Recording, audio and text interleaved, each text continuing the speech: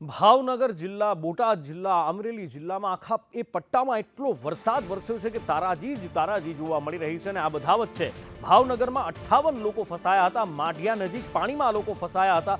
મીઠાના અગર વચ્ચે આ લોકો ફસાયા હતા. બહાર કેવી રીતે નીકળવું? કેડસમા પાણી કે ઘણી જગ્યાએ છાતી સમાને ઘણી જગ્યાએ તો માથોડા પાણી હતું.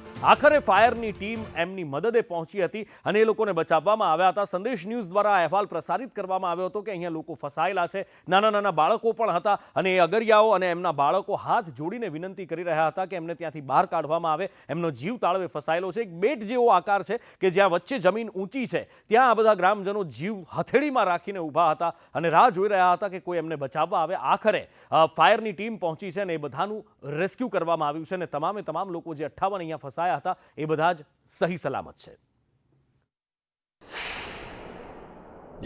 આજે સવારે 8 વાગે મને સ્થાનિક રહીશ ગોપાલભાઈ તરફથી મેસેજ મળેલા કે અહીંયા એમના 3 પશુપાલકો જે રાત્રે ગયેલા છે આવેલા નથી. તપાસ કરતાં એ લોકો ત્યાં અંદર ફસાયેલા હતા. પછી ત્યાં અંદર જે એડમાયર સોલ્ટના છે એમના માલિકને પૂછતા માલિકે પણ પોતાના 30 ઓપરેટરો ફસાઈ ગયેલા હોવાનું મને જણાવ્યું.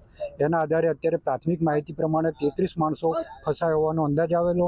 મેં અમારી બીએમસીની ટીમ બોલાવેલી. બીએમસી ફાયરની ટીમ આવી અને એ હોડી દ્વારા તેમને અંદર જઈ અને બચાવ કાર્ય કરી અને ત્યાં पाड़ा मार्फत અત્યારે બહાર લાવવામાં આવેલા છે. 5 लोग थे वहाँ भाई साहब. कितने दिन से? 8 दिन से. क्या हुआ? मेरी गाड़ी खराब होगी पहले तो, फिर वो भी बनवाई तो भरी नहीं गाड़ी.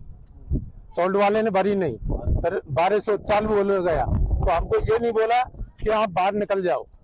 अभी हमको सोल्ट से लाया गया सब. कितना पानी था? अभी पानी वहाँ से आप समझ लो हम तो डूब ही जाए, इतना पानी है वहाँ पे.